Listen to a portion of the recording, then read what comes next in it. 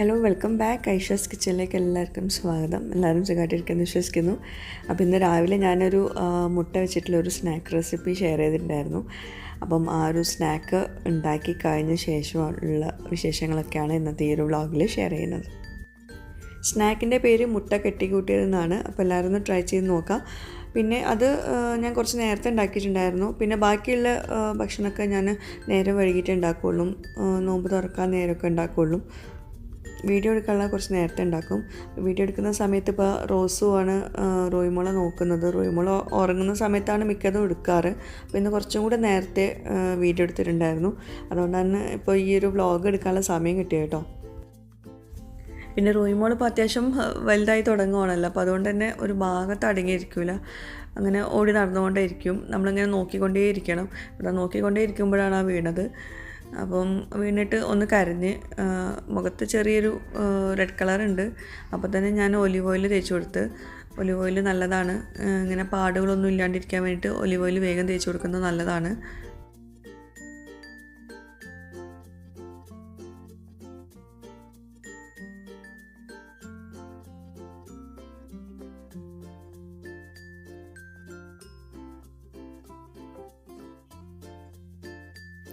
റോസും റോയിമോളെ നന്നായിട്ട് നോക്കും. പക്ഷേ ഇടയ്ക്കൊരു തല്ല് കൂടാനുണ്ട്.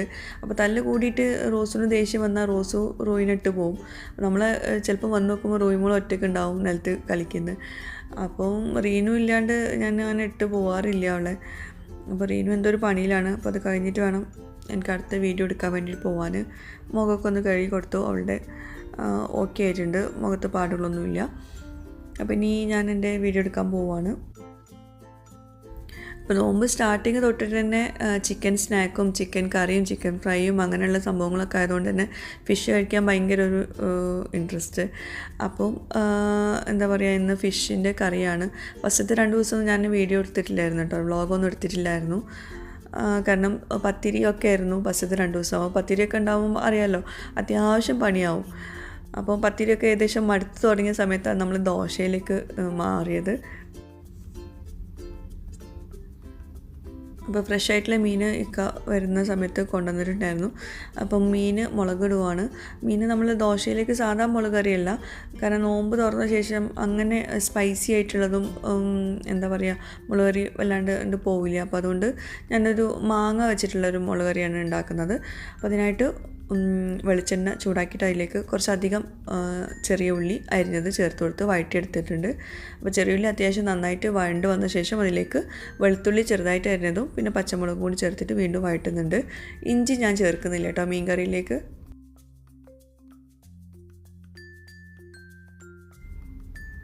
അതെല്ലാം പച്ചമണം മാറി വന്ന ശേഷം അതിലേക്ക് ഒരു തക്കാളി മതി, ഒരുപാട് വേണ്ട.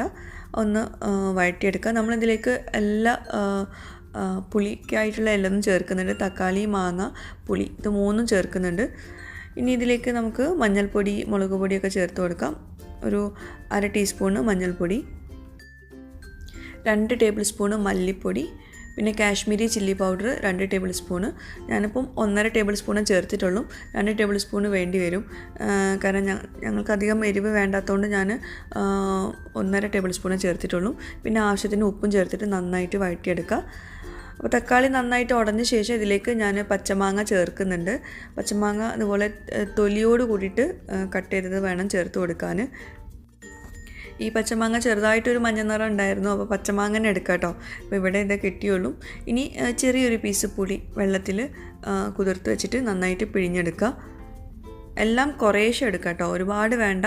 പുളിക്കായിട്ട് 3 ചേരുവകൾ, അതായത് തക്കാളി, മാങ്ങ അതുപോലെ പുളി, ഇത് 3ഉം കുറേശ്ശെ എടുക്കുക. മാങ്ങയുടെ കഷ്ണങ്ങൾ ഇങ്ങനെ ഇതിൻ്റെ കൂടെ കടിക്കുമ്പോൾ നല്ല ടേസ്റ്റാണ്. ഇതെല്ലാം കൂടി നന്നായിട്ട് വഴറ്റിയെടുക്കുക. ഇതൊന്ന് തിളക്കട്ടെ.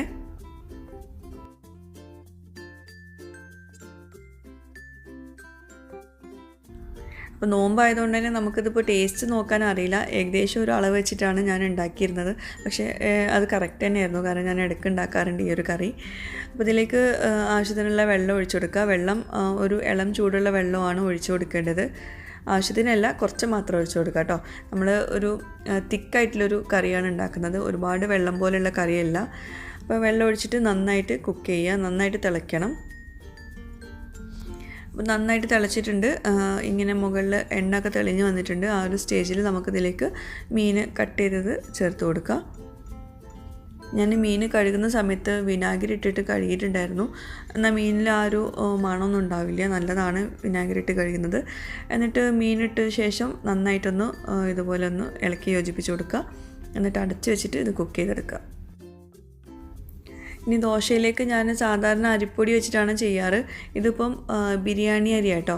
കാരണം അരിപ്പൊടി ഒന്നാമത് കഴിഞ്ഞിട്ടുണ്ടായിരുന്നു. രണ്ടാമതായിട്ട് ബിരിയാണി അരി ഞാൻ വാങ്ങിയത് വേറൊരു ബ്രാൻഡ് വാങ്ങിച്ചിട്ടുണ്ടായിരുന്നു. ബ്രാൻഡിൻ്റെ പേര് ഞാൻ പറയുന്നില്ല. ഞാൻ സാധാരണ വാങ്ങിക്കുന്നത് വേറൊരു ബ്രാൻഡാണ്. അപ്പോൾ അതില്ലാത്തതുകൊണ്ട് ഞാൻ ഈ ഒരു ബ്രാൻഡ് വാങ്ങിച്ചു. അപ്പോൾ അത് നെയ്ച്ചോറും ബിരിയാണിയൊക്കെ വെച്ചാൽ ഒട്ടും നന്നാവുന്നില്ല. അപ്പോൾ അതുകൊണ്ട് തന്നെ ഞാൻ അതിപ്പം ദോശ ഉണ്ടാക്കാൻ വേണ്ടിയിട്ട് എടുക്കുവാണ്. അപ്പോൾ വെള്ളത്തിൽ ഒരു 4-5 മണിക്കൂർ കുതിർത്ത് വയ്ക്കുക.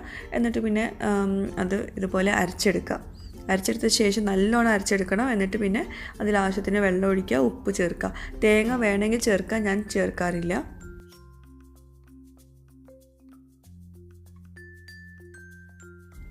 പിന്നെ ദോശയുടെ പാനൊന്ന് ചൂടാക്കി എടുത്ത ശേഷം അതിലേക്ക് കുറച്ച് ഓയിൽ ഒഴിച്ചു കൊടുക്കുക. സൺഫ്ലവർ ഓയിലാണ് ഒഴിച്ചിട്ടുള്ളത്. എന്നിട്ട് ആ ഒരു ഓയിൽ ഇതിലേക്ക് ഈ ഒരു ബാറ്ററിലേക്ക് ഒഴിച്ചു കൊടുക്കുക. പിന്നെ നമ്മൾ ഇടയ്ക്കിടയ്ക്ക് ഇങ്ങനെ ഓയിൽ ഒഴിച്ചു കൊടുക്കേണ്ട ആവശ്യമില്ല. ഇങ്ങനെ ഒരൊറ്റ തവണ നമ്മൾ മാവിലേക്ക് ഓയിൽ ഒഴിച്ച് കൊടുത്തിട്ടുണ്ടെങ്കിൽ ചൂടുള്ള എണ്ണ വേണം ഒഴിച്ചു കൊടുക്കാൻ. അപ്പോൾ ദോശ അവിടെ റെഡി ആയിക്കൊണ്ടിരിക്കുന്നുണ്ട്. അതിനിടയ്ക്ക് ഞാൻ നമ്മളെ മീൻ കറി ഒന്ന് വറവിട്ട് കൊടുക്കുന്നുണ്ട്. ചെറിയ ഉള്ളി, കറിവേപ്പില, ഉലുവ ഇത് മൂന്നും കൂടി ചൂടുള്ള എണ്ണയിലേക്ക് ചേർത്തിട്ട് നന്നായിട്ടൊന്ന് വറവിട്ട് കൊടുക്കുക. നമ്മുടെ മീൻ കറി റെഡി ആയിട്ടുണ്ട്. അതുപോലെ ബിരിയാണി അരി കൊണ്ടുള്ള ദോശ ഉണ്ടോ, നമ്മളെ സാധാരണ ദോശ പോലെ തന്നെയാണ്. എന്നാൽ പക്ഷേ കഴിക്കാൻ നല്ല ടേസ്റ്റാണ്. നല്ല തിന്നായിട്ടുള്ള ദോശയായിരിക്കും കേട്ടോ. നമ്മൾ സാധാരണ അരിപ്പൊടി വെച്ചിട്ടുണ്ടാക്കുന്നതിലും നല്ല പെർഫെക്റ്റ് ആയിട്ട് കിട്ടും. പിന്നെ ഇനി അടുത്തായിട്ട് തരിക്കഞ്ഞി ഉണ്ടാക്കാൻ പോവുകയാണ്. അപ്പോൾ അതിനായിട്ട് ഞാൻ ഏലക്ക എടുക്കട്ടെ. ഏലക്ക ഇതൊക്കെ എനിക്ക് ഗിഫ്റ്റായിട്ട് കുറച്ച് മുമ്പ് ഞാൻ റിവ്യൂ ചെയ്തിട്ടുണ്ടായിരുന്നല്ലോ, സീഡ്സ് ആൻഡ് ഹാൻഡ്സ് എന്ന് പറഞ്ഞിട്ടുള്ള ഒരു ബ്രാൻഡിൻ്റെ. അപ്പോൾ അവിടുന്ന് ഗിഫ്റ്റായിട്ട് കൊടുത്തയച്ചായിരുന്നു. അപ്പോൾ അതിൻ്റെ സംഭവങ്ങളൊക്കെ ഞാനിപ്പോൾ എടുക്കുന്നുള്ളൂ. അപ്പം ഏലക്ക ഒരു 2 എണ്ണം സാധാ പച്ചവെള്ളത്തിലേക്ക് ചേർത്ത് കൊടുക്കുന്നുണ്ട്. എന്നിട്ട് ആവശ്യത്തിനുള്ള പഞ്ചസാരയും ചേർത്ത് കൊടുക്കുക, ഉപ്പും ചേർത്ത് കൊടുക്കുക. എന്നിട്ട് അത് തിളയ്ക്കുന്ന സമയത്ത് അതിലേക്ക് ഒരു 2 ടേബിൾ സ്പൂൺ മതിയാവും റവ ചേർത്ത് കൊടുക്കുക. ഒരുപാട് റവ വേണ്ട കേട്ടോ. പിന്നെ അതുപോലെ തന്നെ ഒരു 2 ടേബിൾ സ്പൂണ് സേമിയ വറുത്തതും ചേർത്ത് കൊടുക്കുക. അപ്പോൾ അതവിടെ ഇരുന്നിട്ട് നന്നായിട്ട് കുക്കാവട്ടെ. അപ്പോഴേക്കും നമുക്കിവിടെ എന്താ പറയുക, ഇതിലേക്ക് വറവിട്ട് കൊടുക്കാണ്ടല്ലോ, അത് ചേർത്ത് കൊടുക്കാം. അതായത് ചെറിയുള്ളി, അണ്ടിപ്പരിപ്പ്, മുന്തിരി, ഉണക്കമുന്തിരി ഇതെല്ലാം കൂടി ഒന്ന് വറവിട്ട് കൊടുക്കുക. പിന്നെ ഈ റവ നന്നായിട്ട് കുക്കായ ശേഷം അതിലേക്ക് ഞാൻ പാലാണ് ചേർക്കുന്നത്. നേരത്തെ നമ്മൾ വറുത്തത് ഇതിലേക്ക് ചേർത്ത് കൊടുക്കുക. ഞാൻ സാധാരണയായിട്ട് തേങ്ങാപ്പാൽ വെച്ചിട്ടാട്ടോ റവ തരിക്കഞ്ഞി ഉണ്ടാക്കുന്നത്. പക്ഷേ ഇതിപ്പം നമുക്ക് പെട്ടെന്നായതുകൊണ്ട് തന്നെ ഞാൻ പാല് ചേർത്തതേ ഉള്ളൂ. അപ്പോൾ നോമ്പ് തുറക്കാനുള്ള സമയമായിട്ടുണ്ട്. ഞാൻ ആ ഒരു സമയത്താട്ടോ ഞാൻ നേരത്തെ സ്നാക്ക് ഉണ്ടാക്കിയ ശേഷം പിന്നെ ഞാൻ നോമ്പ് തുറക്കാനുള്ള ഏകദേശം സമയമാകുമ്പോഴാണ് ബാക്കിയുള്ളതൊക്കെ ഉണ്ടാക്കുന്നത് കേട്ടോ. അപ്പോൾ എല്ലാതും ഇവിടെ റെഡിയാക്കി വെച്ചിട്ടുണ്ട്. ഇത് നമ്മൾ മുന്തിരി പുഴുങ്ങി വെച്ചിരുന്നല്ലോ, പച്ചമുന്തിരി, അതിൽ കുറച്ചെടുത്തിട്ട് അതും പിന്നെ പഞ്ചസാര സിറപ്പും അതിലേക്ക് കുറച്ച് ചെറുനാരങ്ങ നീരും കൂടി ചേർത്തിട്ട് ആവശ്യത്തിന് വെള്ളം ഒഴിച്ചതാട്ടോ അത്.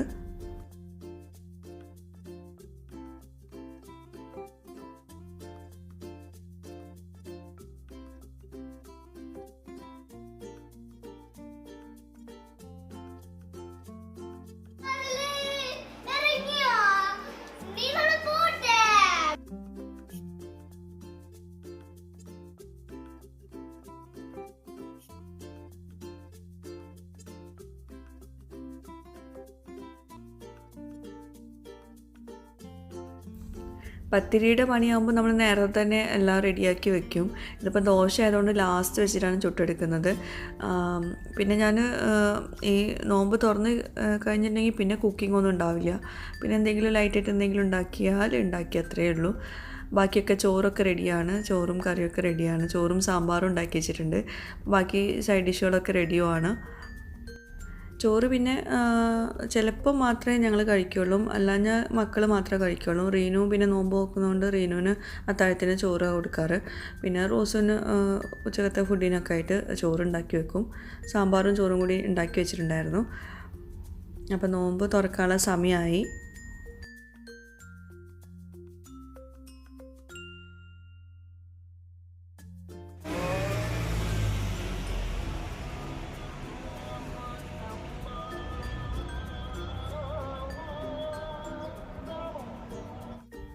അപ്പോൾ നോമ്പ് തുറക്കുന്ന സമയത്ത് അങ്ങനെ വീഡിയോ എടുക്കാൻ പറ്റുന്ന ഒരു സാഹചര്യമൊന്നും അല്ലായിരുന്നു. അപ്പോൾ അതുകൊണ്ട് ഞാൻ അങ്ങനെ ഒരുപാട് വീഡിയോസൊന്നും എടുത്തിട്ടില്ല, ചെറിയൊരു വീഡിയോ എടുത്തിട്ടുള്ളൂ.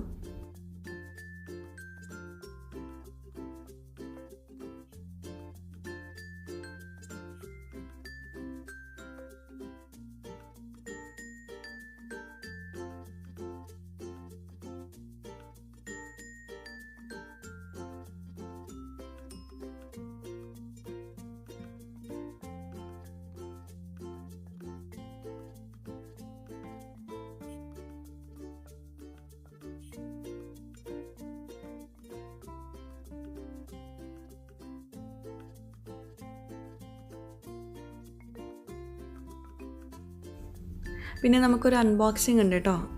ഇത് നാട്ടിൽ നിന്ന് കൊടുത്തയച്ചതാണ്, ഹിജാബുകളാട്ടോ കൊടുത്തയച്ചിട്ടുള്ളത്.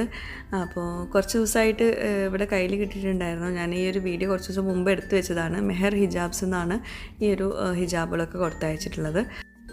കളേഴ്സ് എന്നോട് ചൂസ് ചെയ്യാൻ പറഞ്ഞിട്ടുണ്ടായിരുന്നു. അപ്പോൾ ഞാൻ ചൂസ് ചെയ്ത കളേഴ്സ് തന്നെയാണ് കേട്ടോ.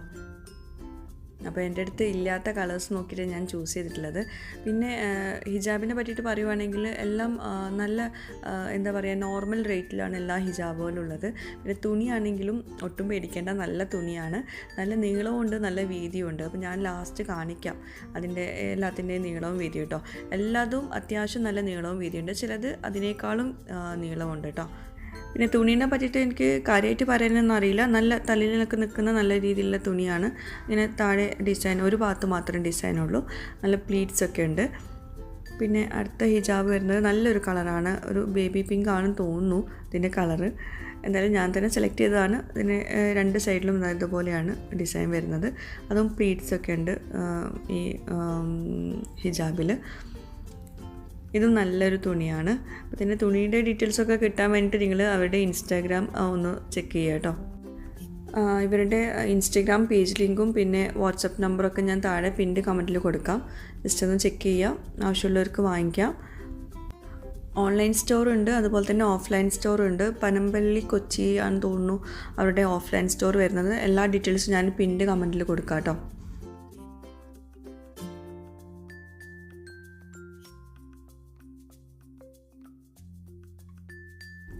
എനിക്ക് പേഴ്സണലി ഞാൻ തന്നെ സെലക്ട് ചെയ്തതാണ്. ഈ ഒരു ഹിജാബ് എനിക്ക് അത്ര അങ്ങോട്ട് ഇഷ്ടമായില്ല, ബാക്കി എല്ലാതും അടിപൊളിയാണ്. ഇത് എനിക്കെന്തോ ആ ഒരു തുണിയും അതുപോലെ ഈ ഒരു ഡിസൈനും എനിക്ക് ഇഷ്ടമായില്ല. എനിക്ക് തോന്നുന്നു തുണിയുടെ കളറിൻ്റെ ആയിരിക്കാം, പക്ഷെ അത് എനിക്ക് എൻ്റെ പേഴ്സണലി എനിക്ക് ഇഷ്ടമായില്ല. ബാക്കി എല്ലാതും എനിക്ക് ഭയങ്കരമായിട്ട് ഇഷ്ടപ്പെട്ടു കേട്ടോ. എല്ലാതും നല്ല ഒതുങ്ങി കിടക്കുന്ന തുണിയിലും അതുപോലെ നല്ല കളേഴ്സൊക്കെ തന്നെ ആയിരുന്നു. ഞാൻ തന്നെ സെലക്ട് ചെയ്തതാണ് കളേഴ്സ്. പിന്നെ ഈ തുണിയൊക്കെ അവർ സെലക്ട് ചെയ്തതാട്ടോ, ചൂസ് ചെയ്തതാണ്.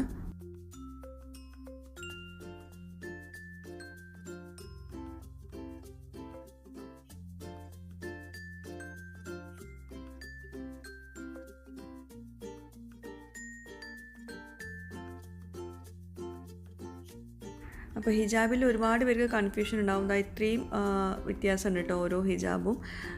ഞാനവിടെ ഒന്ന് മടക്കി വെച്ചിട്ടുണ്ട്, നല്ല നീളവും വീതിയുണ്ട് കേട്ടോ. അത് മടക്കി വെച്ചതാണ്. ഫുള്ളാവുമ്പോൾ പിന്നെ നമുക്കത് വീഡിയോയിൽ മൊത്തത്തിൽ കാണിക്കാൻ പറ്റില്ല. നല്ല നീളവും വീതിയുണ്ട്, പിന്നെ ചിലത് മാത്രം എക്സ്ട്രാ നീളമുണ്ട്. അപ്പോൾ നോമ്പ് തുറ കഴിഞ്ഞിട്ട് കുറച്ച് കഴിഞ്ഞിട്ട് നമ്മൾ ഭക്ഷണം കഴിക്കുന്നത്. അപ്പം ചായയും ദോശയും പിന്നെ ക്യാബേജ് ഉപ്പേരി ഉണ്ടാക്കിയിട്ടുണ്ടായിരുന്നു. കാരണം പച്ചക്കറിയൊന്നും ഇല്ലാണ്ട് നമ്മൾ ഇങ്ങനെ മീൻ കറി മാത്രം കഴിക്കുമ്പോൾ എന്തോ ഒരു മടുപ്പല്ല. അപ്പം ക്യാബേജ് ഉപ്പേരിയും പിന്നെ മീൻ മുളകിട്ടതും ഫിഷ് ഫ്രൈയും ഉണ്ട്.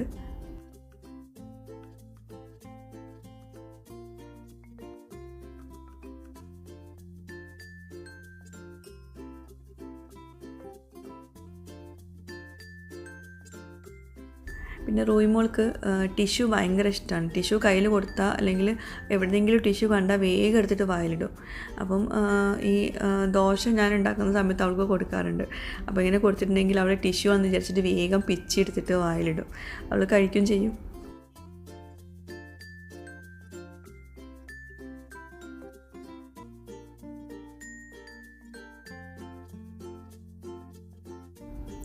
ഇവിടെ ഒരാളെ കാര്യം ഭയങ്കര തമാശയാണ്.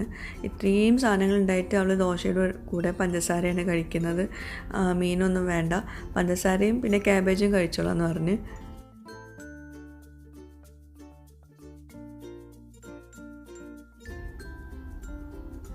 പിന്നെ ഇത് കിടക്കാൻ നേരം മക്കൾ ചോറ് കഴിച്ച് നമ്മൾ ഈ പാല് പിഴിഞ്ഞതാണ് കഴിച്ചത്.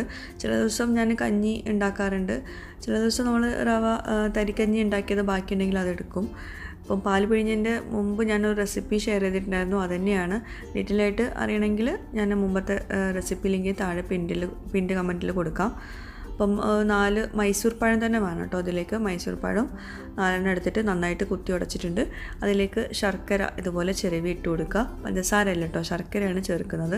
പിന്നെ ഇതിലേക്ക് സ്പെഷ്യലായിട്ട് നമ്മൾ ചെറിയ ഉള്ളി ഉണ്ടല്ലോ, 2-3 ചേർക്കും. ഇവിടെ ഇപ്പോൾ ഇക്കാക്ക് അങ്ങനെ ഒരുപാട് ചേർക്കുന്നത് ഇഷ്ടമല്ല, പക്ഷേ എനിക്കൊക്കെ ഭയങ്കര ഇഷ്ടമാണ് കേട്ടോ.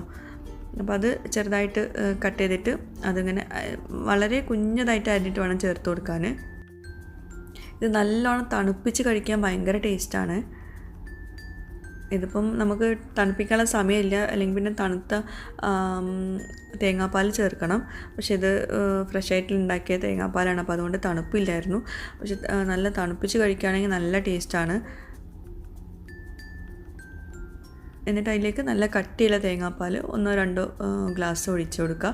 ഇതിൻ്റെ പാകത്തിനനുസരിച്ച് വേണം. ഈ ഒരു പരുവം വേണം കേട്ടോ.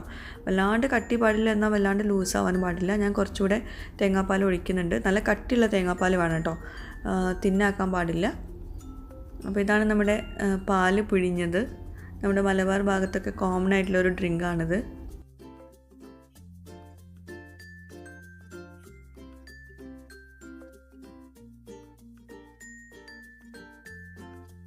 പല്ല് കൊണ്ടുവാ, പല്ല് എവിടെ? അതല്ല ഇങ്ങോട്ട് എവിടെ പല്ല് പോയി? അയ്യോ, എടുത്ത് ഒഴിവാക്ക്. മതി ഒഴിവാക്ക്.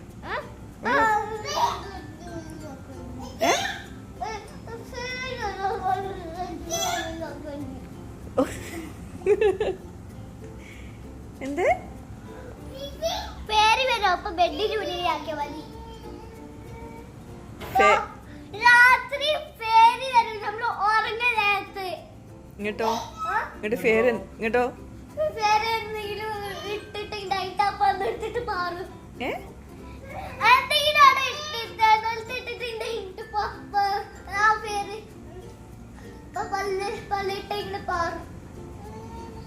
എന്താണ് അതിൽ വെക്കുക? റോസിനോട് ആരാ പറഞ്ഞത്?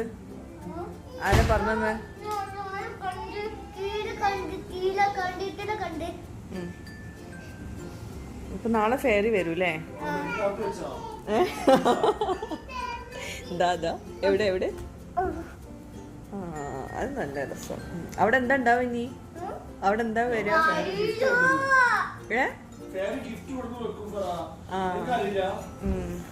ഫെയറി എന്ത് ഗിഫ്റ്റാണോ വെക്കാം. ഉറങ്ങിക്കും. ബൈ. ഉറങ്ങും. ഞാൻ കച്ചറയ്ക്ക് ഇടും കേട്ടോ. അത് പല്ല് കച്ചറയ്ക്ക് ഇടും. റോസു ബൈ.